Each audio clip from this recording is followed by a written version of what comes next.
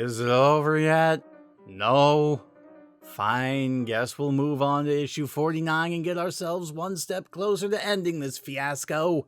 The cover this time around is, unfortunately, the low point of cover art for this arc. It just looks way too busy to me, and Dulcie looks especially ugly this time around. Insert constipation joke here. Still, the cover isn't terrible, but not nearly as good as it could be. Once again, we open on a wordy text crawl summarizing things for us up to this point, and I haven't really mentioned this before, but some of these text pages are actually kind of hard to read.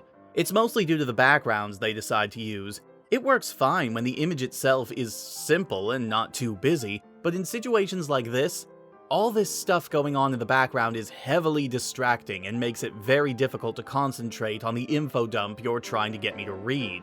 The comic starts right where we left off, with Sonic leaping off of a cliff to escape an arrow Jeffrey fired at him. He tries to pull off a figure-8 peel-out to try and hover himself safely down to the ground, but due to the physical and mental exhaustion he's under, he's unable to do so. So instead, he does something, I'm not even kidding, more ridiculous. He pulls off his shoe, grabs a handful of dirt from within it, and throws it in front of him, somehow forming a dirt rainbow in front of him, and he runs along that to the edge of the shore, collapsing from exertion. Alright, Sonic can do a lot of really impossible things. Like, a lot of impossible things, and most of them are completely awesome. But in this instance, yeah, this crosses the line especially for the situation. Jeffrey and his men try to run down the cliff to grab him as he hoists himself up and continues onward despite his exhaustion. We cut to Knothole, where Robotnik is telling everyone that Sonic has betrayed them, something that should immediately put doubts in their heads, considering that this is coming from Robotnik of all characters, and he demonstrates that this particular King Acorn is a fake, and presses a big shiny self-destruct button on the back of his head. This is such a shocker. Robotnik then spends several panels taunting them about how easily they were all fooled, and that he's planning something big, something powerful, something that will wipe every non-robotic life form off the face of the Earth. Meanwhile, in Robotropolis, we are informed, rather anticlimactically, that Dr. Quack is being blackmailed by Snively into working for him, as his family is currently being held hostage. Snively then leads him out of the office and orders him to take the real, still half-crystallized, very catatonic king away, and reminds him to follow his orders to the letter if he wants to see his family again. Cut over to Sonic again, who's looking a bit less beat up this time around. He lets out a powerful high-pitched whistle that somehow manages to summon Dulcie right to his side. And then we get another huge cop-out, one of the most infamous parts of this arc, in fact. Dulcie believes Sonic's innocence because dragons can sense the purity of truth, whatever that means, and so she knows that he was framed. She agrees to give him a hand and airlifts him out of there as Jeffrey angrily swears that he'll find him, a feat that will be pretty easy since he's still wearing the shackle with the tracker in it. Back in Knothole, Drago is celebrating his victory and his impending dukedom, with Hershey screaming about the princess being dead, that she apparently just found out about. He responds by slapping her and telling her that she was the one who killed Princess Sally. It's then revealed that she was the one who everyone saw cutting the rope in the mask. The inside of the mask, as it turns out, has a mechanism that made her think everyone that she looked at was Snively. She thought she was killing Robotnik's right-hand man, and not her princess. Okay, real quick, can we get a panel of her in the mask in the first issue? And a panel of her in the mask in this issue? Distinct body difference here. Also not explained here just what she was doing there in Robotropolis, at that moment, wearing the mask.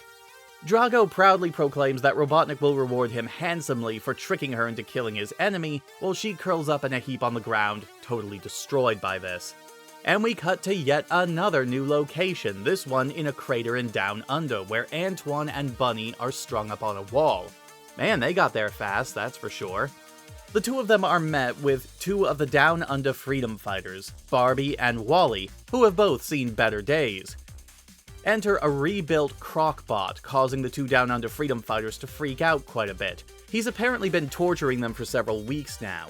After his defeat in the Tales miniseries, there was apparently enough left of him to reconstruct himself, and he salvaged as many robots and components from the wreckage as he could, able to assemble enough of an army to capture the freedom fighters there and construct a new base. With that established, and him promising to torture Antoine and Bunny the same in the future, we cut back to Sonic and Dulcie landing on Angel Island. And immediately, Knuckles jumps out and punches Dulcie into unconsciousness, and so he and Sonic immediately set to fighting.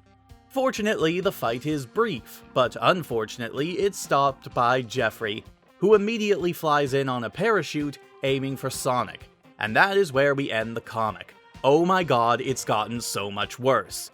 There is just so much wrong here, so I'm just going to start with what we were seeing beforehand. Knuckles, what the hell? Haven't you been learning valuable lessons about patience and teamwork and thinking with your head instead of your fists? It's nice to know that they're working out for you so well. And how did St. John catch up to Sonic so fast? Yeah, he can track him, but it didn't seem like he was equipped with air travel at the time, meaning that Sonic and Dulcie had to have had a large head start on him. That's rather nitpicky compared to some of the other big problems of the issue, like the whole thing with the dirt rainbow back at the beginning, so for the sake of brevity, I'll avoid calling those out. Now this won't be explained until the next issue, but Dr. Quack did give away Knothole's position and helped sneak in the fake king.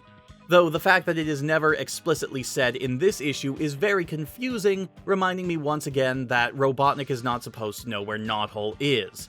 The Doc himself is a real big annoyance because he's shown up in exactly one story before this arc, so his force to work for the bad guy situation has almost no gravitas since he has almost no character.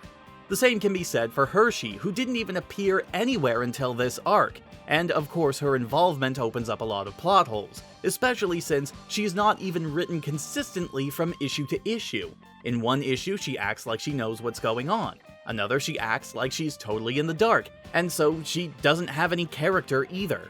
And the whole Sonic mask thing is really frickin' stupid.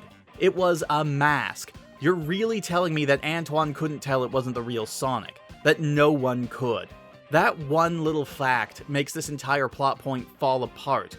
And while the scene does succeed in making me hate Drago even more than I already do, it does nothing for me in terms of Hershey because again, she has no character and only appeared during this arc. And then, there's all the switching between scenes. With the introduction of yet another place to switch to, with Bunny and Antoine imprisoned all the way in Down Under, the comic is starting to pull itself apart at the seams, trying to keep track of everything that's happening in this plot. There's just too much going on at once. And as we'll see in the next issue, this leads to a lot of details being dropped or forgotten about without being explained how we reached certain points. Dulcie introduces us to the idea that dragons can't lie, and that somehow leads them to being able to tell whether others are lying as well. Guess what, everyone? That fact was only introduced here and won't be mentioned again at all outside of this arc. And because I haven't brought up how stupid this idea is already, the fact actively makes the framing of Sonic even worse. The way that Dulcie talks about it here, and in the 50th issue, she makes it sound like this is common knowledge, that almost everyone would know about the fact that dragons can sense truth. So if that is the case, why wasn't she consulted before Sonic was convicted of murder? And the final issue I have with this issue is one that has been pervading it since the start of this arc, and is again a hallmark of Ken Penders' writing style. There is so much dialogue here. So much.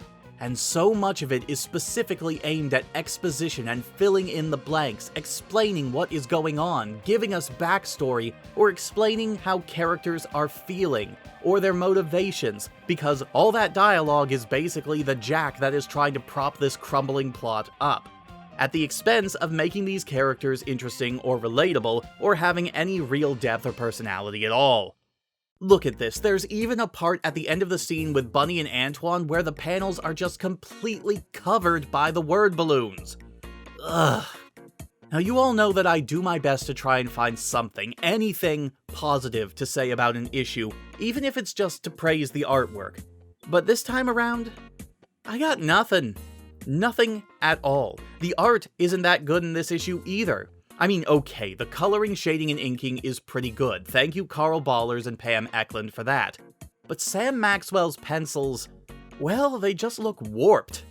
There are times when, yes, they can look quite good. The ending splash page with Sonic, Knuckles, and St. John looks pretty alright, but most of the book is full of stuff like this. And this. Oh, and this too. I know you're trying to make Robotnik look intimidating here, but it's a far cry from the scariest we've seen of his character, that's for sure. It's also disappointing that the backgrounds also took a hit, particularly where interiors are concerned, as most scenes taking place inside of houses are very flat and uninteresting, or even more often than not, just a gradient with some lines drawn over it. But praise whatever deities you want, folks, because we only have one more issue left. One last issue before we can put this to bed and hopefully move on to something more interesting and entertaining. And it's the big one.